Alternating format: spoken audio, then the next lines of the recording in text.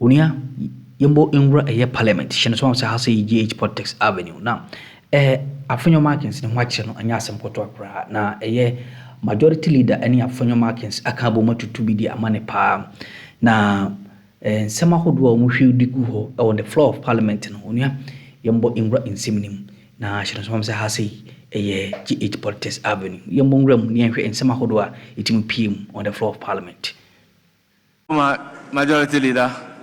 Well, yeah, Mr. Speaker, we developed this as a mechanism to make committees not too unwieldy. When you put two committees together, the numbers get frightening, and logistically it becomes difficult to manage the situation.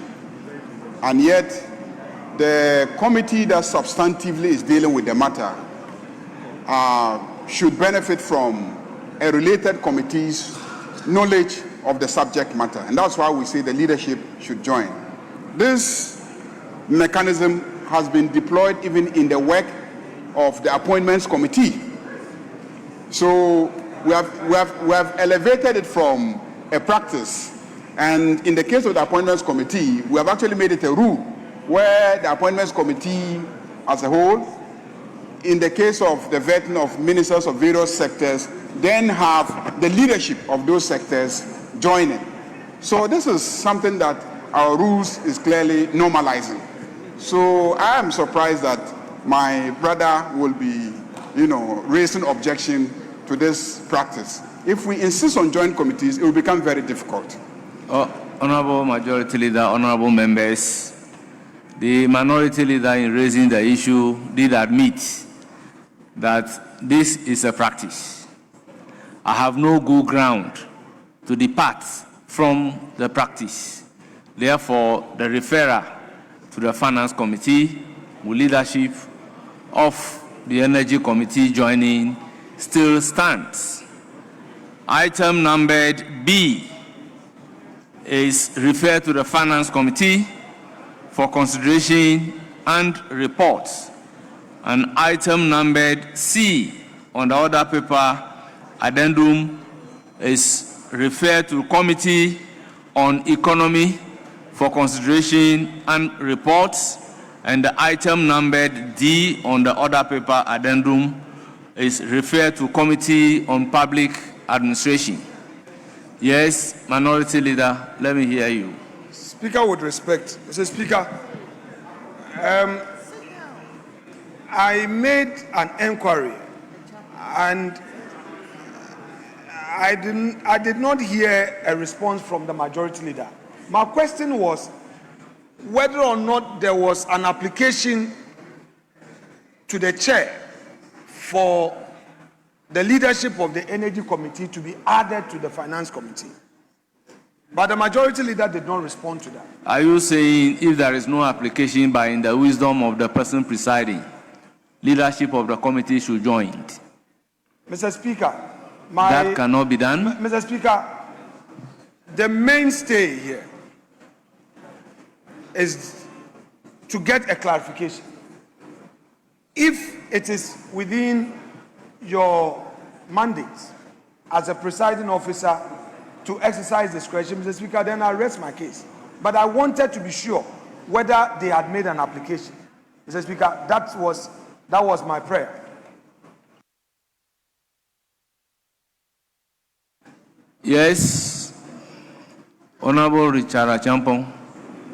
Mr. Speaker, we have a difficulty here. The 2024 reports of all this, what the minister has just laid, are before the Finance Committee, of which we are going to present our report. So the first referral, we included the leadership of the Energy Committee. So this time, if you want to depart and give some to Public Interest Committee and Committee of Economy, there will not be consistency. Because already the 2024 reports are with the Finance Committee. So I think let's be consistent and maintain the referral as we did for the 2024. I'm providing information. The order paper is talking about 2025 and you are talking about 2024. Mr. Speaker, because those reports are still with the Finance Committee for consideration. Annual report on management of the energy sector levies, reconciliation report on the Petroleum Holding Fund for the year 2025, annual public debt management report for the 2025 financial year. He has referred them to Public Interest Committee. Yes.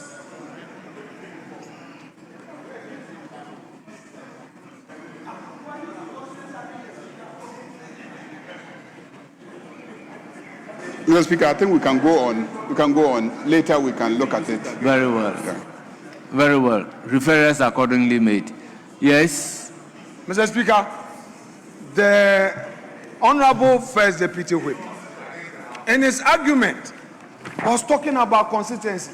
Mr. Speaker, raising consistency against the Speaker. Mr. Speaker, and challenging the wisdom of the Speaker. Mr. Speaker, that's a very serious matter. When a Speaker has exercised a discretion, then you are saying that Speaker is not being consistent. Mr. Speaker, he has to withdraw that. Mr. Speaker, he is challenging the wisdom of the Speaker.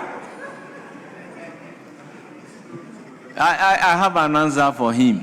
Yes, Mr. Speaker. Some of the committees that the referrals were made previously were not in existence. Now that they are in existence, we have to do the proper thing. So there is nothing like inconsistency here. Yes, Majority Leader. Will we come back to item number 8? Mr. Speaker, we crave your indulgence to have the Minister for Roads and Highways to lay the papers itemized as 8A, 8B, 8C. No, the Acting Minister for Defense is here. And D. Deputy Health is here, okay. Okay, so let's say 8A and 8B should be laid by the Minister for Roads and Highways. Yes, that's the application from the Majority Leader. Minority Leader, what do you say? Well, Mr. Speaker, he has decided not to be consulted. If Mr. Speaker, if that is his new practice and he thinks he has his numbers, Mr. Speaker, the decision is yours. He didn't consult. And Mr. Speaker, I know you believe in the rules and practices. Yes, Minister responsible for roads and highways. Item numbered 8A and 8B. Budget performance report of the Ministry of Trade, Agribusiness and Industry for the period January to December 2025. Budget performance report of the Ministry of Works, Housing and Water Resources for the period January to December 2025. Honorable members, yes. Mr. Speaker, the Majority Leader did not seek the leave of the House for the Roads Minister to lay these papers. In his words, he says he wants the Roads Minister to lay these papers. These are not his bona fides. These are not his bona fides. If the Minister, the Majority Leader wants to follow the rules, he must be consistent. Honorable Minority Leader, I think you are rather not following the rules. Mr. Speaker, I've been when listening. application is made to the House, what does that mean?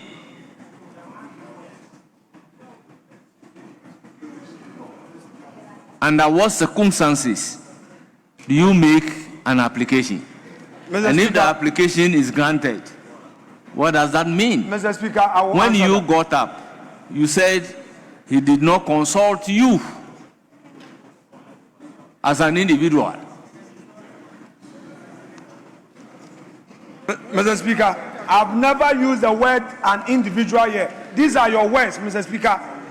Mr. Speaker, the Majority Leader got up and said that the papers will be laid by the Roads Minister.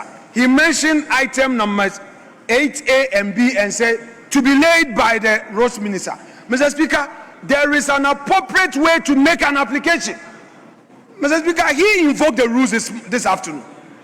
And if he wants to follow the rules, he should do the right thing. Leader, what was the basis of me calling you that Speaker, this is an application before the House? It's okay. Is to know whether you are amenable to the application or you are opposed to the application.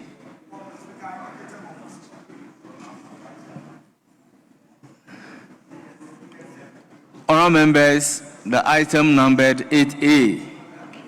The report has been duly presented and it is referred to the Committee on Trade, Industry and Tourism for consideration and reports. The item numbered 8B has also been duly presented and it is referred to the Committee on Works and Housing for consideration and reports. Yes, Majority Leader. So, Speaker, we will take 8C. Item numbered 8C by the Minister for Defence. Budget performance reports of the Ministry of Defence for the period January to December 2025. Honourable members, the report has been duly presented. It is referred to the Committee on Defence and Interior for consideration and reports. Yes, item numbered 8D. Yeah, Mr. Speaker, the Minister for Health is not in the chamber, but the Deputy Minister, Honorable Grace, is here.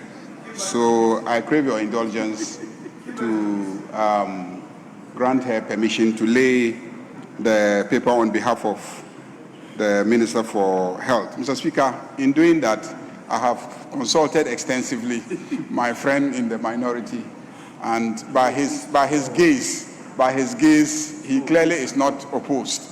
So, Mr. Speaker, if he gets up to oppose, I don't think he should admit his opposition. Yes, by the sign language, he is not opposed. Therefore, Deputy Minister for Health. Annual statement by the Audit Committee of the Etua Government Hospital for the year 2024.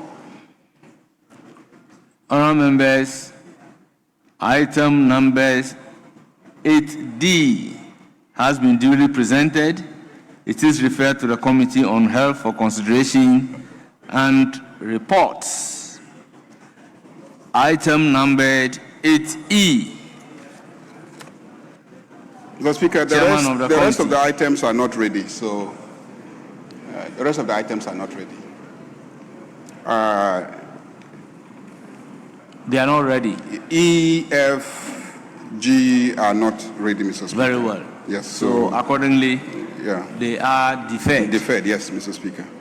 Yes. But Mr. Speaker, I have consulted my colleague, and we all agree that tomorrow being the Eid Adha, this Parliament must make a statement to commemorate the day, and then I think that will be it for the day. We've agreed that there should be very brief comments, so that we can adjourn. People have to travel far away to join constituents for the celebration. He's not opposed, just that one statement, Mr. Speaker. Very well. Yes, let me hear you. Yeah, Mr. Speaker, in view of the importance of the statement, Mr. Speaker, it's a religious statement. Tomorrow is Eid. My colleague discussed with me, and I felt it was only proper that, though there was no proud discussion, the statement itself must be taken. Mr. Speaker, he similarly indicated that his problem with regards to the Bank of Ghana charges was because of the procedure, how I came, and that since one good turn deserves another, we would take 1-1 so that we don't spend too much time to enable him support my application for your leave so that we briefly discuss these charges that the Bank of Ghana is trying to reintroduce e-levy through the back door. Mr. Speaker, everything said by the minority leader regarding Bank of Ghana is accordingly ordered to be expunged. And I will take it as an affront to my ruling. Yes, honourable members, before the agreed statement, indulge me to acknowledge the presence of students from Klo Agogo Presby Basic School, led by Toga Emmanuel, headmaster. They are from Yilo Krobo, the numbered 63. We also have King's Court International School, led by Glenn N.K. Samuel, assistant head teacher. They are from Ashiaman, the numbered 80. We have Senate of UPSA Law School Student Union, led by Walter Awala Amankatoti, Speaker of LSV Senate. They are from La Nkwantana, the numbered 23. We also have Startwell Senior High School, led by Obin Opoku Caleb, principal. They are from Trobu constituency, the numbered 39. And we have Nunana Montessori School, led by Agbe Kelvin Lord Bell, assistant headmaster. They are from Ablekuma West, the numbered 30. Then we have Humanity Intellectual Academy and College, led by Dr.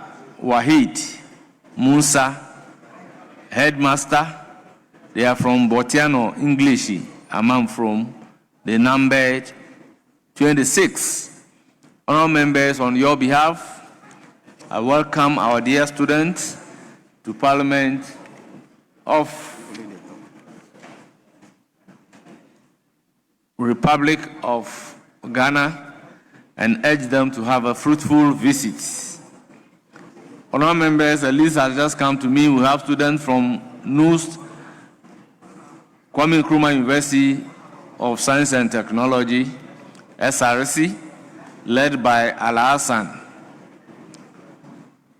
Unam, SRC President, from Oforikrom, the numbered 60. You are also warmly welcome. Now, back to the statement. Standing in the name of Honorable Zuera, you have the floor.